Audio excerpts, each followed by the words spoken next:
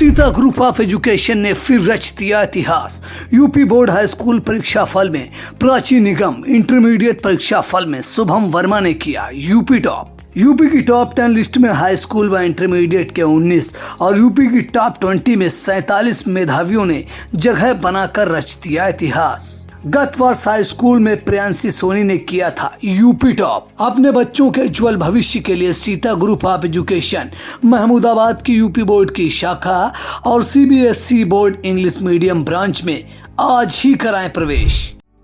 Refined oil और process जैसे unhealthy oils ने तो जैसे पूरे मार्केट पर कब्जा ही कर लिया है, मगर अब आप इसकी चिंता ना करें, क्योंकि आ गया है वंश कोल्हू का प्योर सरसों कच्ची घानी ऑयल। लकड़ी कोल्हू मेथड से तैयार ये है नेचुरल और हेल्दी भी। वंश कोल्हू प्योर सरसों कच्ची घानी ऑयल के साथ। वंश कोल्हू, तेल सही मिलेगा यहीं। नमस्कार, स्वागत है आपका आई इंडिया पर और आपके साथ मैं हूं प्रियांशु मिश्रा। नमस्कार, मैं हूं डॉक्टर पंकज सिंह गौर। तो सीतापुर लोकसभा सीट पर मतदान को चंद घंटे ही शेष बचे हैं और आज हम जातिगत आंकड़ों की बात न करके उन आंकड़ों की बात करेंगे जो 2014-2019 के लोकसभा चुनाव में किस पार्टी के प्रत्याशी को कितने मत मिले थे, साथ ही उसमें 2022 के विधानसभा चुनाव को भी हम सम्मिलित करेंगे और आंकड़ों को भी जानेंगे कि किस पार्टी के प्रत्याशी ने कितने मत हासिल किए थे और इनमें कितना अंतर रह गया था। तो हम सीधे ले चलते हैं बिना किसी देरी के आई इंडिया के editor in chief doctor Pankaj Singh Gaur ji के पास, जो हमें बताएंगे तुलनात्मक आंकड़े 2014 के लोकसभा चुनाव में विधानसभा वार किस प्रत्याशी को कितने मत मिले थे, 2019 में विधानसभा वार किस पार्टी के प्रत्याशी को कितने मत मिले थे और 2022 के विधानसभा चुनाव में जो भी पार्टियां मैदान में थी, प्रमुख पार्टियां, उनके प्रत्याशियों को कितने मत मिले थे और उनमें क्या हार जीत का अंतर था। और जो वर्तमान चुनाव होने वाला है, 13 मई को मतदान हो रहा है सीतापुर लोकसभा सीट पर, इन आंकड़ों के बाद आप सहज ही अंदाजा भी लगा लेंगे और साथ ही ये भी बताने का प्रयास करेंगे कि माहौल क्या चल रहा है। तो सर बताइए दर्शकों को 2014-2019 के लोकसभा चुनाव के विधानसभा आंकड़े, किस प्रत्याशी को कितने मत मिले थे, साथ ही 2022 में क्या आंकड़े रहे थे विधानसभा चुनाव में सर। देखिए प्रियांशु, आपको बता दें कि 13 मई को सीतापुर लोकसभा सीट पर मतदान होना है जी। सभी जान रहे हैं कि इस सीट पर इस बार घमासान बिल्कुल करीब से है और ऐसे में जब लोग मतदान करने के लिए जाएंगे तो हर आदमी जानना चाहता है कि जो हाल फिलहाल चुनाव हुए हैं उनमें आंकड़ेवार अगर जानकारी उनको देते हैं तो उनके जो समर्थक हैं वो आपस में जिरा भी कर लेते हैं जब उन्हें जानकारी होती है और वो भी मुतमईन हो जाते हैं कि उनकी पार्टी की स्थिति पिछले चुनाव में कैसी थी। फिलहाल सभी जानते हैं कि चुनाव शुद्ध रूप से माहौल को होता है। एक उदाहरण आपको देना चाहेंगे प्रियांशु, कभी इसी सीट पर आप जानते थे कि बसपा की सीट हुआ करती थी जब बसपा के पक्ष में माहौल होता था। उससे पहले समाजवादी पार्टी के पक्ष में जब माहौल था तो समाजवादी पार्टी भी जीती है और उससे पहले उधर जाएंगे तो जनसंघ भी जीता है और साथ में कांग्रेस का एक लंबे समय से यहाँ दबदबा भी रहा है। लेकिन जब माहौल बदला, मोदी युग और योगी युग आया तो यहाँ पर पिछले चुनाव में 14 और 2019 के लोकसभा चुनाव में सिर्फ और सिर्फ भारतीय जनता पार्टी यहाँ पर चुनाव जीती। लेकिन इस बार चूंकि समाजवादी पार्टी और कांग्रेस गठबंधन से चुनाव लड़ रही है, पिछली बार प्रयोग समाजवादी पार्टी ने बसपा के साथ किया था लेकिन वो असफल हुई थी। पूरे उत्तर प्रदेश में ये प्रयोग हुआ था और बसपा को जरूर कुछ हद तक फायदा मिला था। 10 सीटें बसपा की आई थी और 5 सीटों पर समाजवादी पार्टी सिमट कर रह गई थी। अब जो है आपको बता दें कि इस बार जो प्रयोग समाजवादी पार्टी ने कांग्रेस से किया है और भारतीय जनता पार्टी मोदी योगी के चेहरे पर, उनके नाम पर फिर एक बार चुनावी किला फतह करने की पूरी जुगत में है। लेकिन सपा और बसपा, जो सपा और कांग्रेस का गठबंधन हुआ है, वो कहीं न कहीं आपको बता दें कि उनके राह में रोड़ा बना हुआ है और उसमें बहुजन समाज पार्टी ने जो प्रत्याशी उतार दिए हैं। शुरुआती दौर में ये माना गया कि पिछले चुनाव में माना जाता था कि बहुजन समाज पार्टी खासकर विधानसभा के चुनाव हों, उनमें माना गया कि ये भारतीय जनता पार्टी की बी टीम थी। लेकिन इस बार के लोकसभा चुनाव में जब प्रत्याशी का चयन शुरुआती दौर में हुआ और वो जो बसपा के पूर्व नेशनल कोऑर्डिनेटर थे आकाश आनंद, उनकी जो भाषण देने की शैली थी और उससे ये साबित हो गया था कि बहुजन समाज पार्टी बसपा भाजपा से भी वैसे लड़ रही है, सपा से भी वैसे लड़ रही है और बी टीम पर जो दाग लगता था वो फिलहाल नहीं है। लेकिन फिर एक बार लास्ट में आखिरी समय में जब 3 फेज के चुनाव हो गए और चौथे फेज के चुनाव होने थे, उससे पहले ही मायावती ने आकाश आनंद को हटा दिया नेशनल कोऑर्डिनेटर के पद से, उत्तराधिकारी के पद से भी हटाकर कहा कि ये अपरिपक्व हैं। तो ऐसे में फिर से एक बार कहा जाने लगा कि बसपा डर गई है, बहन जी डर गई हैं, कुछ सीटें भी बदली हैं पूर्वांचल में, तो वो और ठप्पा लगा। फिर भी आपको बता दें, माहौल का चुनाव होता है और माहौल अंडर करंट किसका है, ये मतदाता इस बार बहुत चुप है, तो बहुत सारे लोगों के लिए बेचैनी भी है, खासकर सत्ता पक्ष के लिए ज़्यादा है। और माहौल की अगर बात करें तो जब जितिन प्रसाद 2009 में धौरहरा सीट पर लड़ने आए थे तो एक नारा दिया गया था, जितिन नहीं ये आंधी है, दूसरा राहुल गांधी है। लोगों को इतना नारा भाया था और कांग्रेस का इतना माहौल देखने को मिला था कि वहां पर संगठन के तौर पर कांग्रेस का कोई बस्ता लेने वाला नहीं था। और जितिन प्रसाद 4 लाख से भी ज्यादा मतों से चुनाव जीतते हैं और सीतापुर से जो भारतीय जनता पार्टी के प्रत्याशी हैं, 4 बार के सांसद हैं, राजेश वर्मा जैसी शख्सियत, उनसे चुनाव हार जाती है। लेकिन अगली बार जब जितिन प्रसाद वहां से फिर लड़ते हैं और फिर उनके सामने रेखा अरुण वर्मा होती हैं और जितिन प्रसाद को जमानत बचाना मुश्किल हो जाता है। ये माहौल का चुनाव कहा जाता है। उसके बाद 14 का ये चुनाव खाल बता रहे हैं, 19 में फिर जितिन प्रसाद लड़ते हैं और जितिन प्रसाद के साथ फिर वैसा ही होता है, उनको जमानत बचाना मुश्किल हो जाता है। तो माहौल पे बहुत कुछ निर्भर करता है। धीरे धीरे भारतीय जनता पार्टी का 14 के मुकाबले 19 में प्रदर्शन और भी बेहतर हुआ था। वो धौरहरा की सीट हो, सीतापुर की सीट हो, मिश्रिक की सीट हो या फिर मोहनलालगंज की। लेकिन जब हम विधानसभा चुनाव को, अगर 22 के चुनाव को देखेंगे विधानसभा वार और 2019 के लोकसभा चुनाव को अगर आंकड़े में रखते हैं तो काफ़ी हद तक समाजवादी पार्टी अपने को गेन करती हुई नजर आती है, यानी समाजवादी पार्टी का मत बढ़ा हुआ नजर आता है। जबकि समाजवादी पार्टी अलग लड़ी थी, अलग लड़ती है, बसपा भी अलग लड़ती है और कांग्रेस भी लड़ती है। और ये भी तब भी आरोप लगा कि बसपा ने समाजवादी पार्टी का काम बिगाड़ दिया। तो आज हम आंकड़े के जरिए समझाने का काम करेंगे कि 2019 में जब भारतीय जनता पार्टी को कितने मत मिले थे विधानसभा वार। सीतापुर लोकसभा सीट में अगर बात करें तो 5 विधानसभा क्षेत्र आते हैं। इनमें हम आपको बताएंगे सीतापुर, लहरपुर, सेवता, बिस्वा, महमूदाबाद में कि 2019 लोकसभा चुनाव में भाजपा प्रत्याशी को कितने वोट मिले और जब 22 में विधानसभा के चुनाव हुए तो भारतीय जनता पार्टी को कितने मत मिले। इससे आपको अंदाज़ा बहुत कुछ लगेगा कि कितनी जो है मतदाताओं का जो रुझान है किधर जा रहा है। दूसरी बात आपको ये भी बताने का प्रयास करेंगे आज सबसे पहले कि 4 लोकसभा सीटों पर आपको 4 चुनावों पर नज़र डलवा देते हैं जो चुनाव हो चुके हैं। उनमें से अगर बात करें 2004 की बात करेंगे और 2009 की और 2014 2019 की। चलिए शुरुआत करते हैं 2004 से। उस समय भारतीय जनता पार्टी जो है वो जनार्दन प्रसाद मिश्रा लड़े थे चुनाव और 2004 में और वो हार गए थे। उन्हें सिर्फ 1,37,822 मत मिले थे और सपा के मुख्तार अनीस जिन्हें 1,66,499 मत मिले थे दूसरे नंबर पर थे, लेकिन वो भी हार गए थे। तब राजेश वर्मा जो उस समय बीएसपी से लड़े थे चुनाव 1,71,733 मत पाकर जीत गए थे। और यहाँ पर कांग्रेस से राजा मोहम्मद अमीर मोहम्मद खान जो स्वर्गीय हो चुके हैं वो चुनाव लड़े थे, उन्हें 68,827 मत मिले थे। देखिए ये चुनाव में गिरावट आपको नजर आएगी। भारतीय जनता पार्टी कहाँ रहती है और सपा कहाँ पर पहुँच जाती है और बीएसपी यहाँ जीत जाती है 2004 में।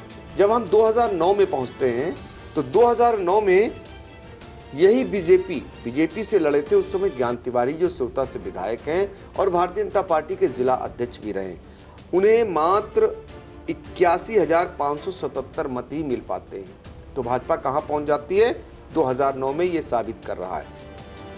महेंद्र वर्मा तब समाजवादी पार्टी से लड़े थे, वोट खूब मिले थे, 2,21,474 वोट पाए थे, लेकिन फिर भी चुनाव हार जाते हैं। और बसपा की कैसर जहां 2,41,106 वोट पाकर जीत जाती है।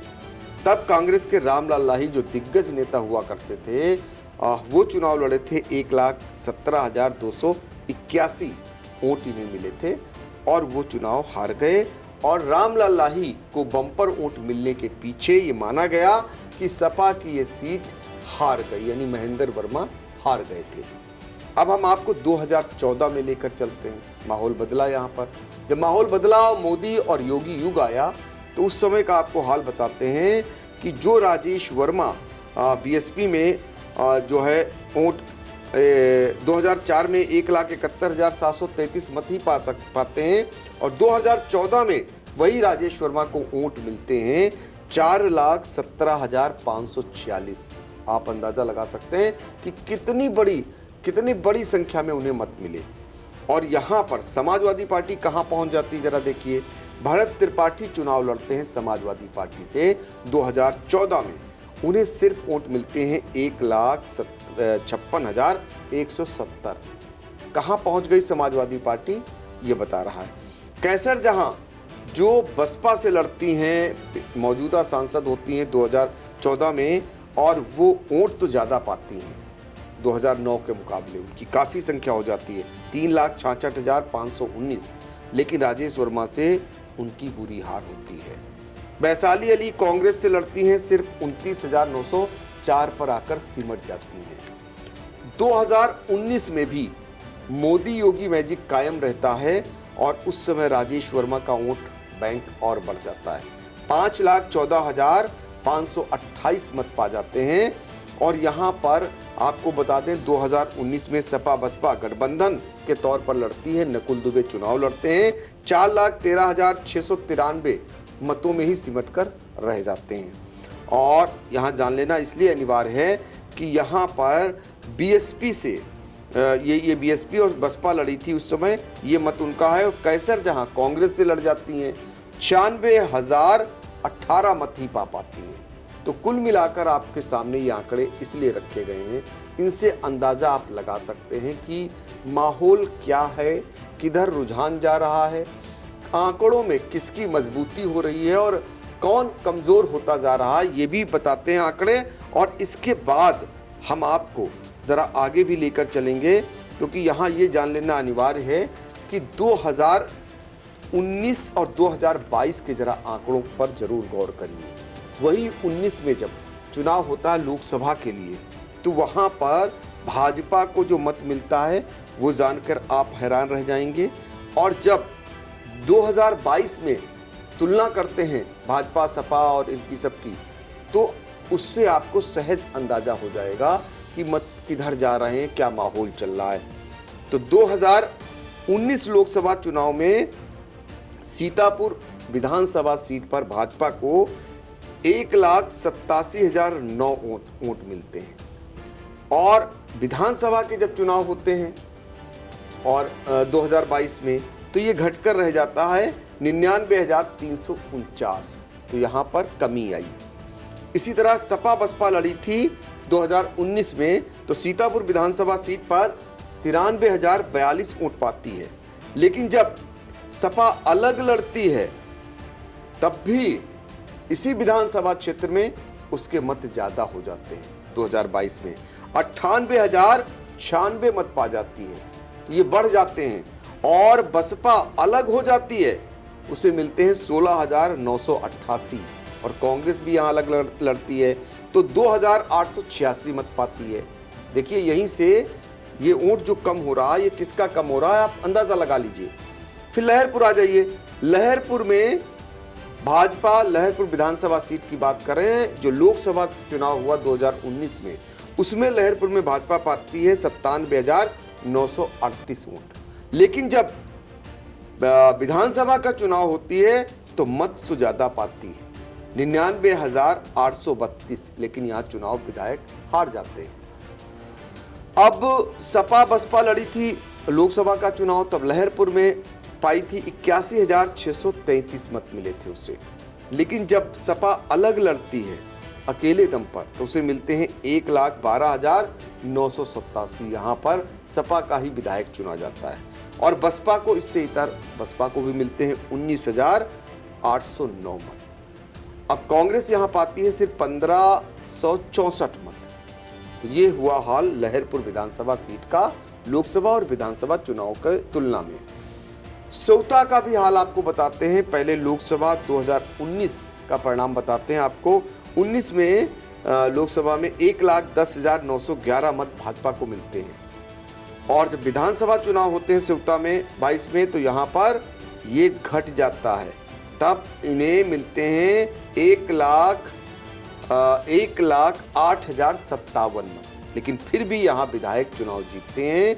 और सपा अलग लड़ती है बसपा से। जब सपा बसपा मिलकर लड़ती है लोकसभा का चुनाव तो उसे 73,743 मत मिलते हैं लोकसभा के चुनाव में। और विधानसभा के चुनाव में अलग सपा लड़ती है तो उसका वोट बढ़ जाता है, 87,776 मत पाती है। फिर भी हालांकि चुनाव हार जाती है। और बसपा यहाँ अलग लड़ती है, 17,054 मत पाती है। कांग्रेस की बात करें तो 2,984 मत पाती है। अब इसी तरह 20वां आपको लेकर चलते हैं। 20वां लोकसभा का जो चुनाव हुआ 2019 में, तो 96,632 मत भाजपा को मिलते हैं। लेकिन विधानसभा के चुनाव में भाजपा को इससे कहीं ज्यादा मिल जाते हैं, यानी 1,06,014 मत पाती है। और यहाँ विधायक भाजपा का बन जाता है। और सपा बसपा जो 2019 में मिलकर चुनाव लड़ती है तब 89,670 मत पाती है। लेकिन जब अलग लड़ती है तो ये मत बढ़ जाता है। 20वां में 95,536 मत विधानसभा चुनाव में उसे मिलता है। और बसपा को 24,087 मत मिलता है, वो अलग लड़ती है। और कांग्रेस यहाँ पर 4,665 मत पाती है। अब महमूदाबाद बचता है जो विधानसभा क्षेत्र है। लोकसभा 2019 में यहाँ भाजपा को 99,754 मत मिलते हैं।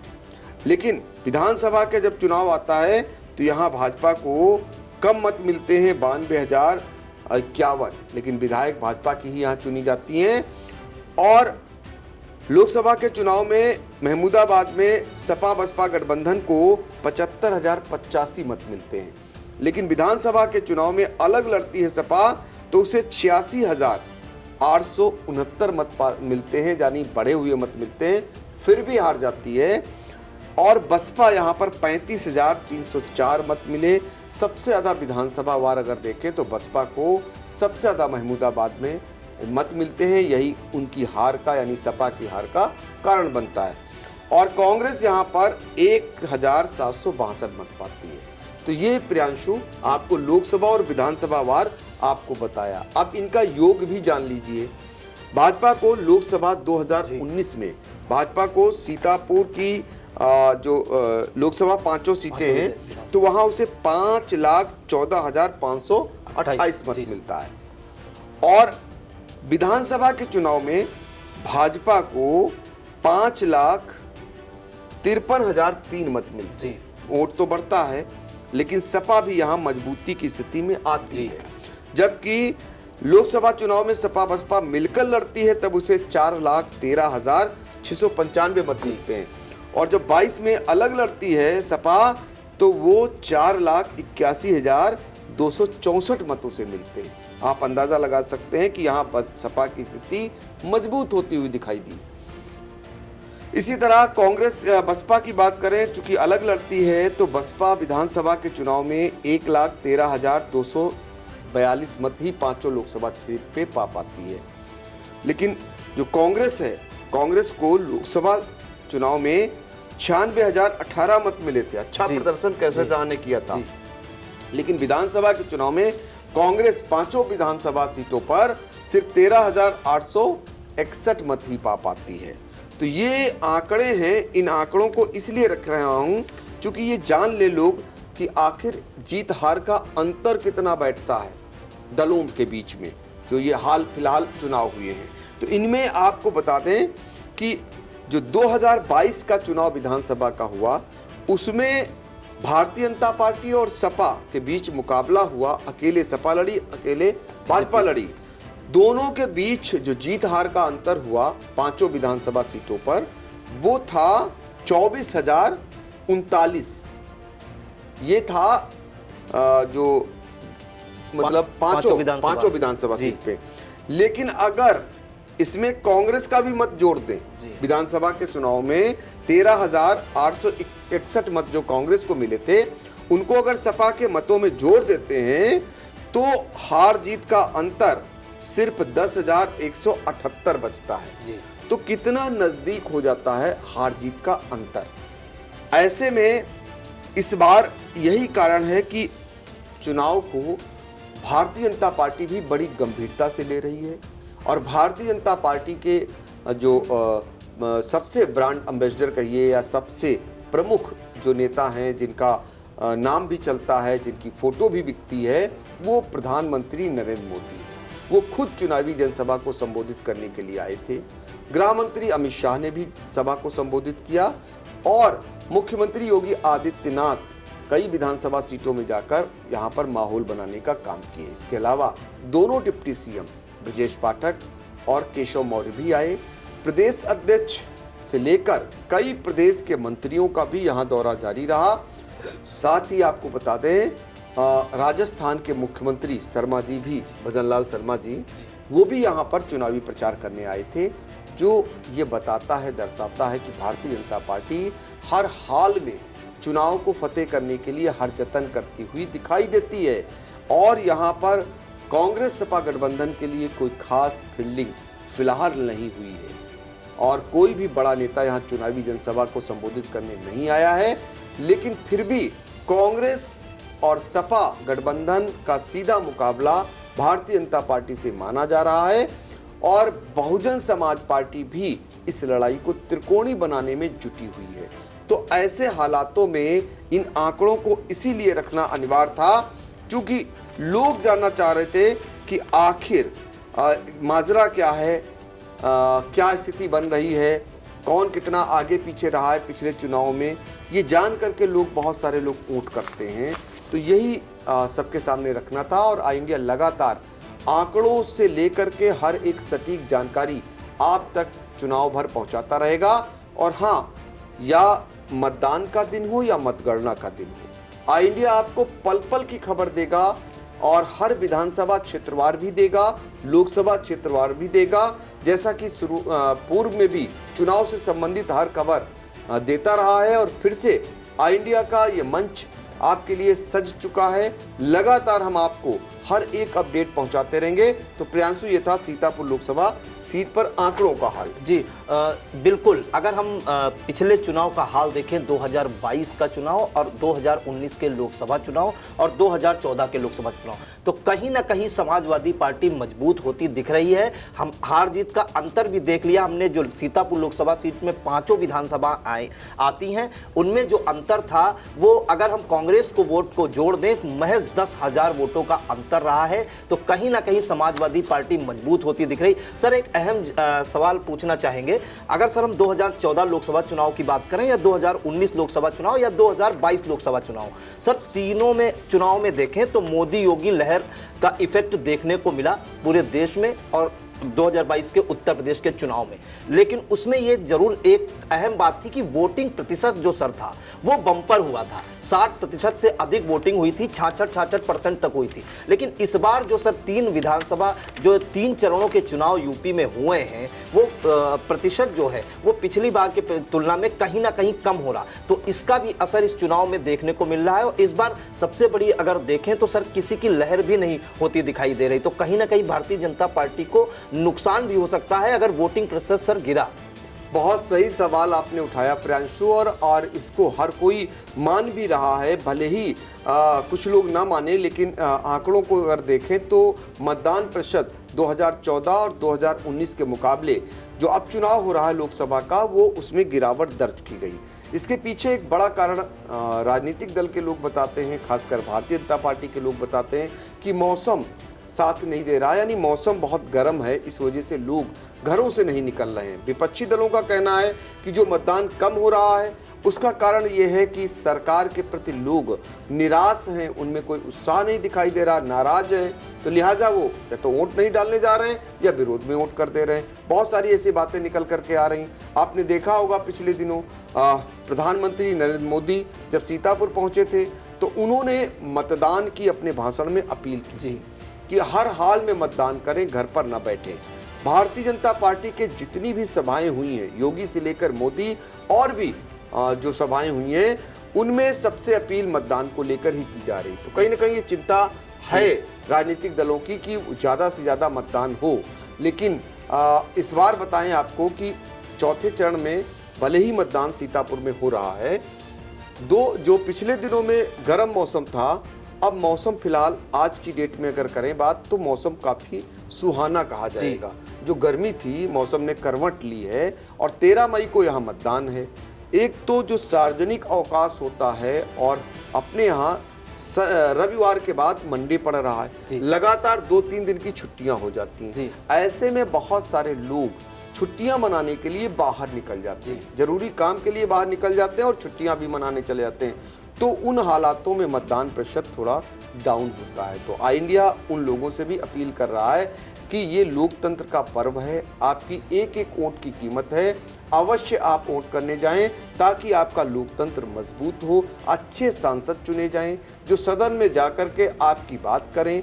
तो फिलहाल ये जरूर चिंता का विषय है कि जो पिछले चुनाव में 60% के करीब उत्तर प्रदेश में आपने देखा होगा मतदान हुआ था लोकसभा की सीटों पर, वो इतिहास बनता है या फिर एक नई कहानी गढ़ते हैं या फिर लोग वैसे ही निराश रहते हैं लोग मतदान के प्रति, जैसा 3 चरणों में हुआ है। इस पर भी नज़र रहेगी। लेकिन फिर वही बात की अपील हम सब करेंगे कि कम से कम आप मतदान जरूर करें। ज़्यादा से ज़्यादा मतदान करेंगे तो चतुर्थ चरण में हम कह सकेंगे कि अपना सीतापुर नंबर 1 पर है मतदान करने में। जी बिल्कुल। तो क्या आंकड़े रहते हैं और किसकी बात सच साबित होती है, ये तो 4 जून को जब मतगणना होगी सब निकल कर आएगा। फिलहाल विपक्षी दल भी चिंता में है अगर वोटिंग परसेंट कम हो रहा है, और जो खास कर जो मौजूदा सिटिंग पार्टी है बीजेपी, उसके चेहरे पर चिंता की लकीरें इसलिए देखी जा सकती हैं क्योंकि ऐसा माना जाता है कि वोटिंग परसेंट अगर कम होता है तो भारतीय जनता पार्टी को हमेशा से ही नुकसान हुआ है, ऐसा माना जाता है। आंकड़े यही कहते हैं। और 2022 के चुनाव की अगर बात करें, अभी 2 साल पहले चुनाव हुआ था, तो जो जीत हार का अंतर है सीतापुर लोकसभा सीट की 5 विधानसभाओं का, वो अगर माने 5 विधानसभाओं में तो 10,000 का अंतर कोई खास अंतर नहीं कहा जाएगा। ये विधानसभा चुनाव का जी लोकसभा में काफी है। जी विधानसभा चुनाव में अगर 5 विधानसभाओं का हम देखें जो लोकसभा में आती हैं 5 विधानसभाएं, तो अंतर बहुत ज़्यादा नहीं कहा जाएगा, मात्र 10,000 का कहा जाएगा। फिलहाल 13 मई को जो जहां जहां वोटिंग होनी है, जिन 13 सीटों पर यूपी की लोकसभा के, उनके हम अगले दिन यानी कि 12 मई को आपको प्रतिशतवार 2014 में कितने प्रतिशत मतदान हुआ था, 2019 में कितना प्रतिशत मतदान हुआ है, ये तुलनात्मक आंकड़ा भी बताएंगे कि घटा है कि बढ़ा है।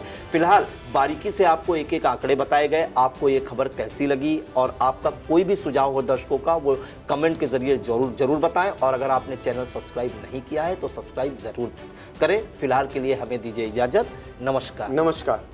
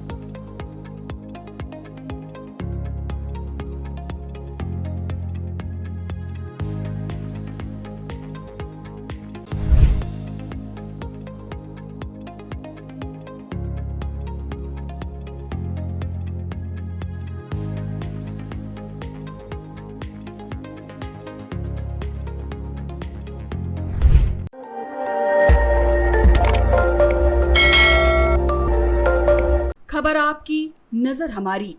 देखते रहिए आई इंडिया।